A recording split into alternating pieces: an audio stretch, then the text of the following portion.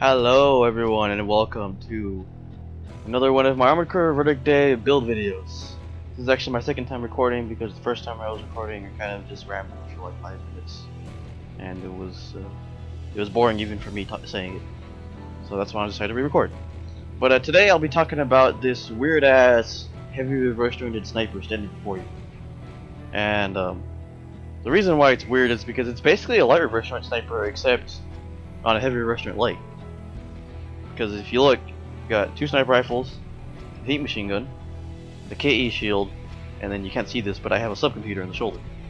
And if you know the parts of this AC, you can also tell it's not particularly well armored either. But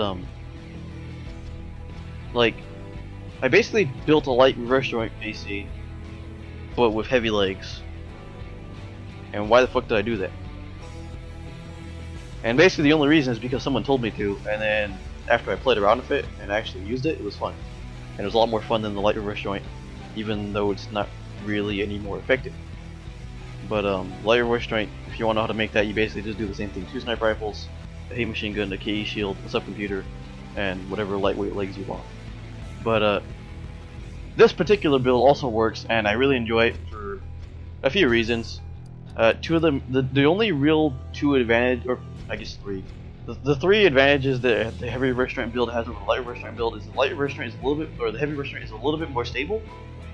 It has significantly higher CE defense to protect you from CE missiles, CE machine guns, the other kind of things that usually kill snipers. And it also has enough weight to it that when you do the flying kick, you'll do a lot more damage. Because heavy reverse joint kicks, in my experience, have been pretty strong. Like almost starting to get into the domain of like heavy bipedals or tanks. So they're on the upper end of kick damage. So let's look at the parts.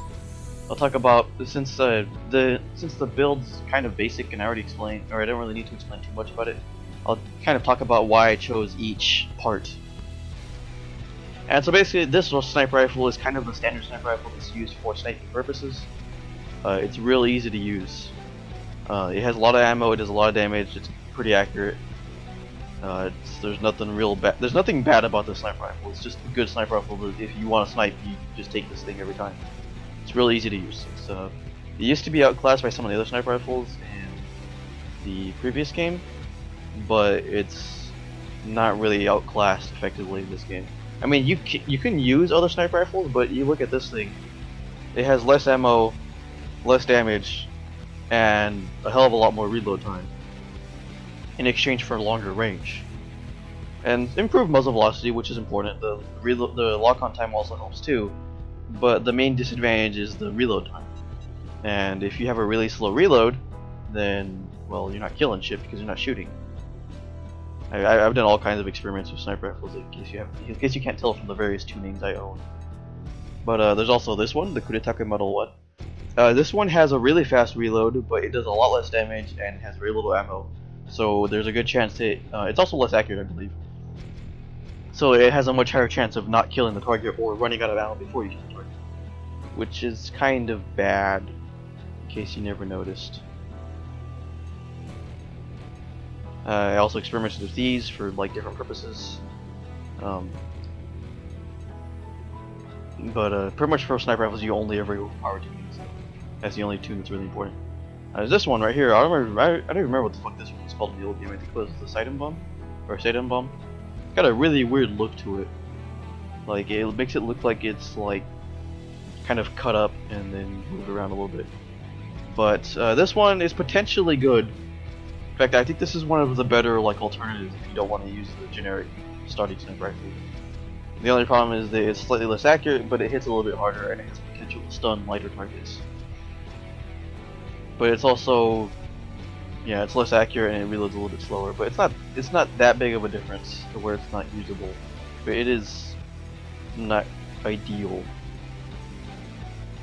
And now we've got the 314. This one looks real cool. I like the way this one looks. Like I really like the style of this one. I never use it though. This one has more ammo than usual and does decent damage, but it's a little slow. It's definitely on the slower side of sniper rifles, and it's not quite as accurate. What's the lock-on time? It's actually not bad. You could probably get away with using this one if you like it.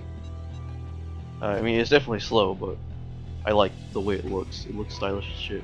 I might make a build using it just because.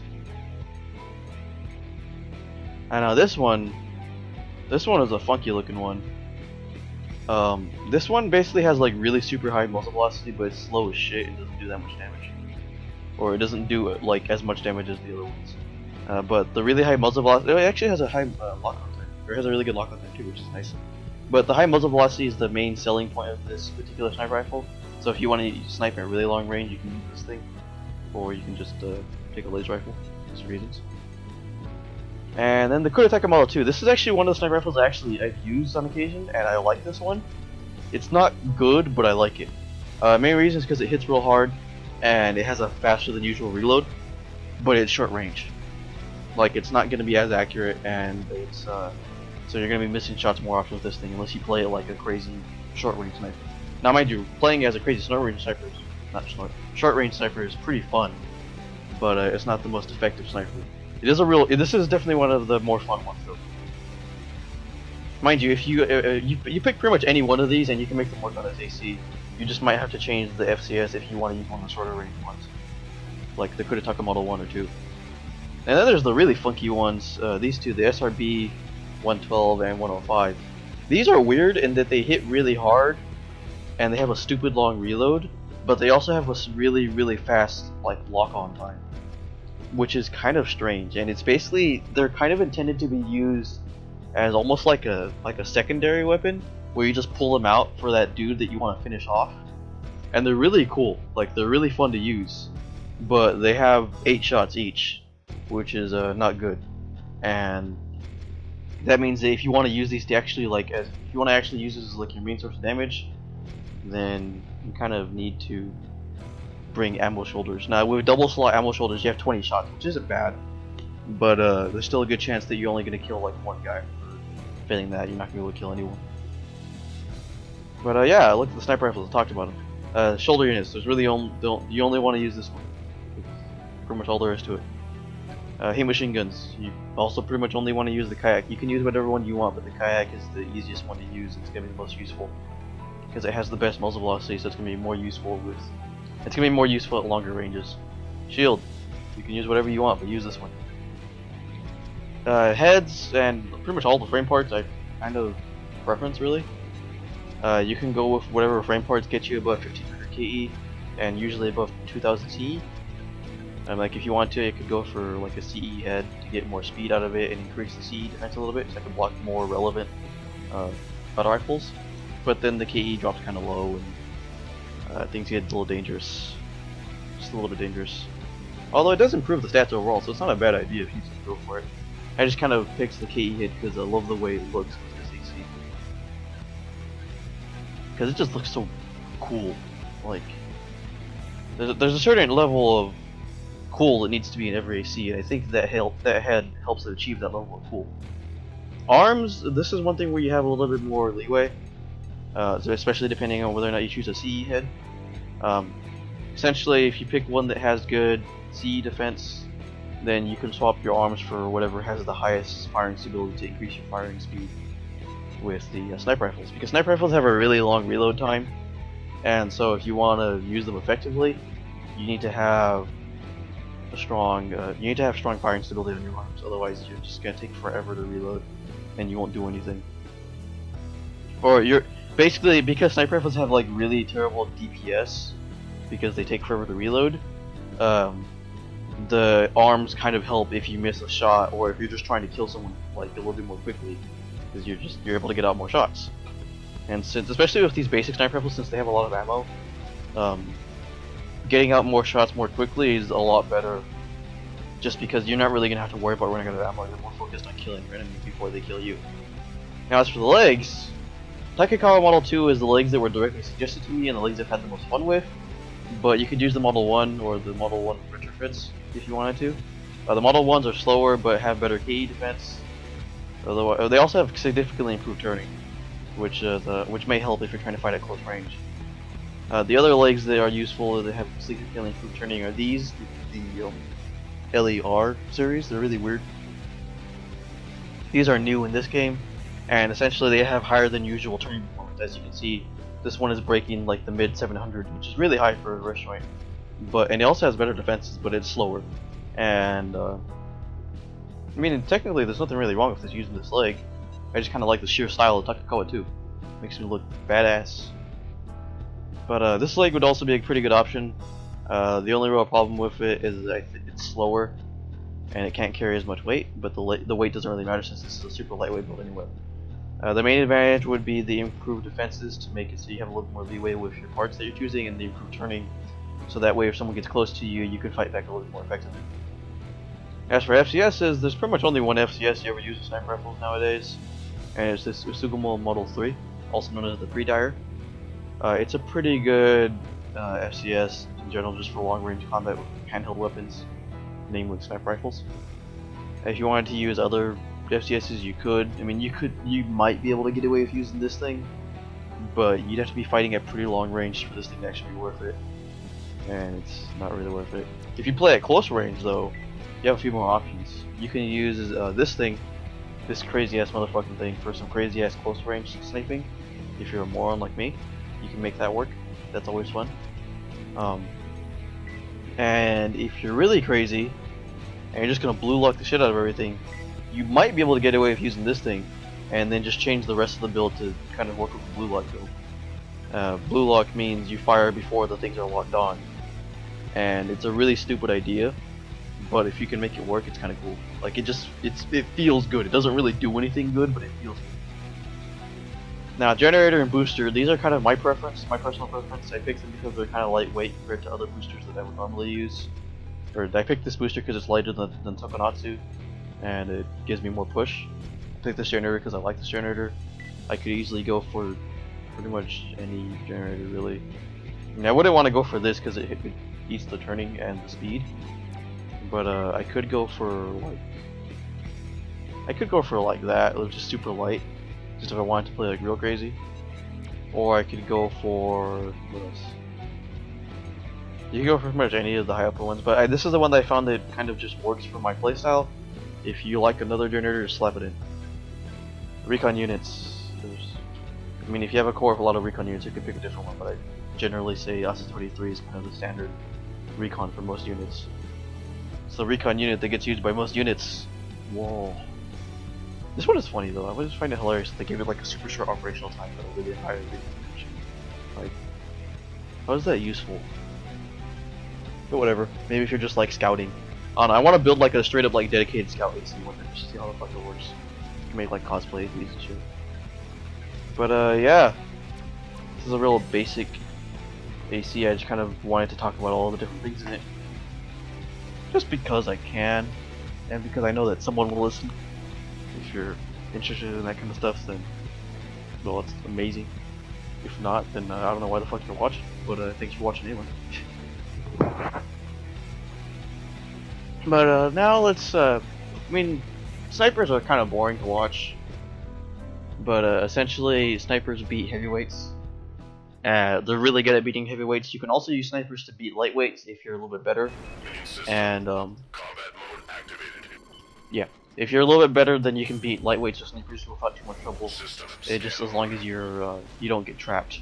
Because the worst thing that can happen to you as a sniper is getting trapped and not being able to move. Because essentially, as a sniper, you just want to be way the fuck away from your opponents at all times because you have a really long range and you want to take advantage of that.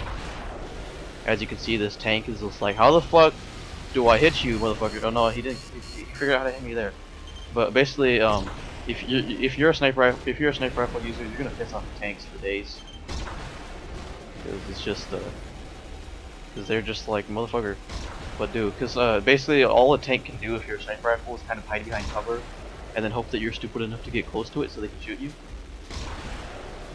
Because as you can see right here, if I don't get close to this thing, it can't do very much to me. Now, lightweights are a lot better at getting close to you, so you have to play a lot more defensively, in which case there'll be a lot more backpedaling. And backpedaling, in case you haven't figured out what that means, essentially just means moving backwards in a straight line. That way you keep your lock, or you move backwards in a straight line without turning. That way you keep your lock on the opponent, and you build enough distance, or you keep enough distance between you where they can't hurt you, but you can continue to hit them with your snipers. It's kind of what I'm doing here essentially. I'm not really turning very much. I'm more focused on just keeping my distance. Playing snipers is kind of a relaxed playstyle when you're fighting like heavyweights. When you're fighting lightweights or people who are just good, playing a sniper is a lot more exciting because it's more about getting your hits off and then running the fuck away. Because if the sniper rifle DPS doesn't come anywhere near like anything, like even like ineffective weapons have better DPS than sniper rifles if they keep hitting you. And so yeah, that was that tank done. Fuck too much trouble. But yeah, so the main weakness of sniper rifles is they have no DPS, so if someone can get close to you and can hit you, there's a good chance that they'll be able to kill you before you can kill them.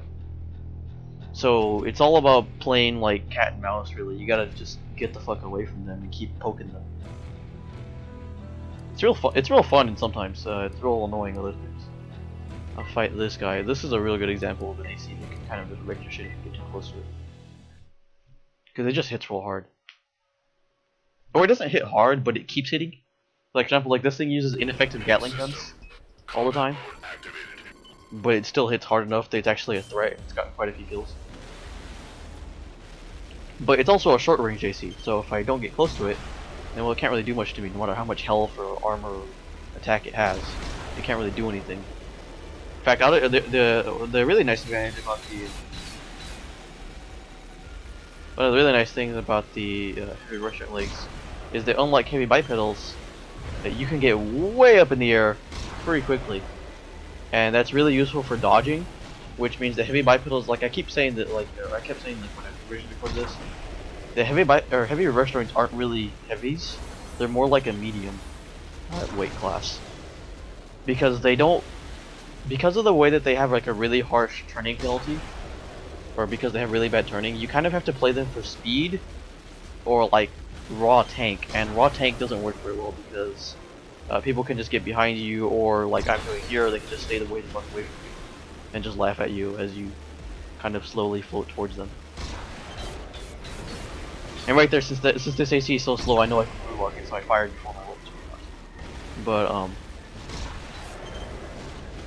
But essentially, what I was trying to say is that heavy reverse joints have a really bad weight penalty, and so what that means is that if you pretty much any like heavy equipment that you put on a heavy reverse joint is gonna make the heavy reverse joints turning suck ass. And it's also going to make the heavy reverse joint speed drop real hard. So you can either build them like a medium weight, like I did here, where you kind of just give them a decent amount of speed and you don't really focus too much on the armor.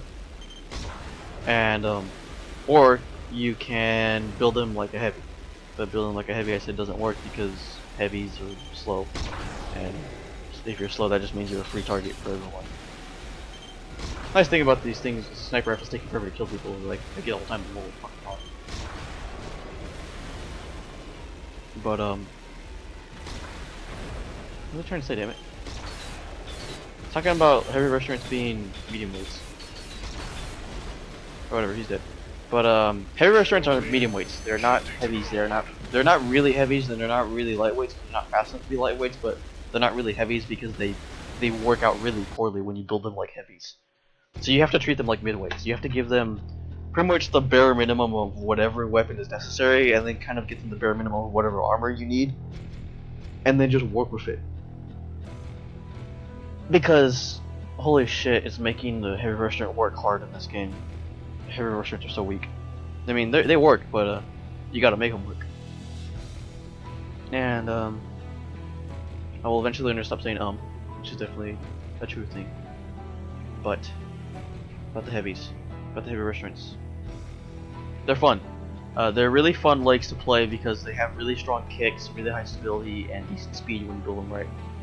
But they're hard to use because they don't have a lot of armor, they don't have a lot of health, and they don't have a lot of speed either. I mean, they have enough speed, but they don't have like really high speed, like medium bipedals or light bipedals, or light reverse joints for that matter. That's why light reverse joints are kind of seen a lot more often. But they have decent stats, like they're decent. They're very decent. They're just so rare. Now, mind you, they're actually really good, I think, in the single player mode because they have high defense and high stability. And high stability increases your fire rate, and the high defense is useful. And They can move around decently despite being heavies, and it's weird. Like the jump really helps a lot with their sort of being like a medium, quote-unquote AC, because the jump allows them to dodge and do stuff that heavyweights normally can't, or it's very difficult to do with a heavyweight. Like and so because of that, like remember, like you saw that giant fat ass thing that I spent like the past few minutes just shooting at. It's a heavy reverse joint, and because it's a heavy reverse joint, it's actually very difficult for like new players to hit it with a blade weapon, which is normally how you kill a heavy reverse joint or a heavyweight, especially if it's a UNAC. Is you just kind of run at it with a blade, because heavy reverse or heavy ACs don't know, not so much heavy ACs, but heavy UNAC ACs are really bad at telling when someone is going to hit them with a blade in the face. So they just kind of get shot at and die a lot.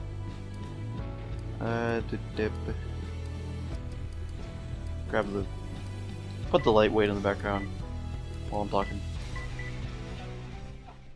And so because it's basically on the sheer virtue that it's a heavy reverse joint, because of the fact that it can jump, that gives it more options than a heavy bipedal, and that means that it's going to dodge blade attacks more effectively than usual. And so if you're playing as a lightweight, or if you're playing as a heavy, if you're playing as a traditional heavy bipedal or a tank, or even a tetrapod, then changing elevation is difficult. And that's the one thing that heavy reverse joints do have in their favor. They can change elevation. Also, this lightweight, this is backpedaling, by the way. He's out of range, so he can't use his weapons. But I'm still in range because obviously I have a lot of range. He's just like, motherfucker, I'm coming for you. You got that swoogity swoogity, but he ain't coming for this booty.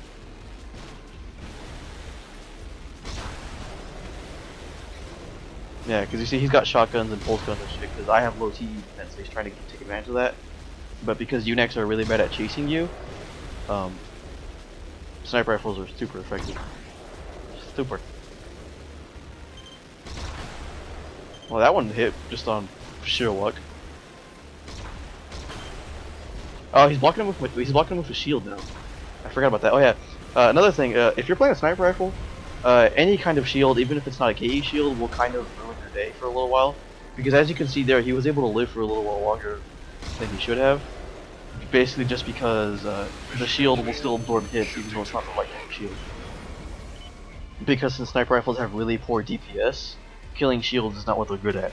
So that's why you have the heat machine gun. Because even if they're using a TE shield, you kind of want to rip the shield off, just because it'll make your life a little bit easier. Now, if you can't afford to get close and rip off the shield, then that's when you would just continue to use the snipers for long.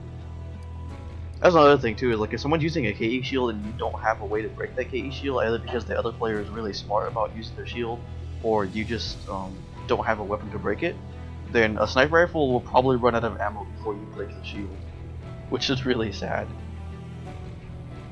A Gatling gun won't, but a sniper rifle definitely won't. So then, I hope you enjoyed me blabbing about this heavy reverse jointed weird ass sniper build that I made. It's definitely weird as shit, but it's fun. It's a real fun build. It's one of the more interesting builds I have. It's in terms of playing it, because it's not like broken good like a light reverse joint version of this might be, but it's not like terrible like most of my builds are. So it's really fun to play because it lets me I have like a lot of more interesting fights when I use this AC. So if you're interested in getting into like player fights, then trying out an AC like this might be fun if you're interested in it. Otherwise, build whatever the fuck you want to build. Tell me about the kind of builds you use. I'm always interested in learning what the hell kind of build people use, because I steal them and then that's how I learn. Like I think every time I fight against someone and they use like some crazy ass build, I'm like, how the fuck did you do that? Like, how did you even make that work? Where did you come up with that idea? I just basically I rebuild their AC completely, and then I play around with it for a while. I don't use it in multiplayer because that's kind of cheating, but I do. I completely steal someone's AC and I just play with it and I look at the stats. I look at the parts and I try to figure out what the fuck were they thinking when we made this, and that's how. And then I start to apply whatever ideas they have to my ACs to see if I can improve my own ACs. And so that's really fun.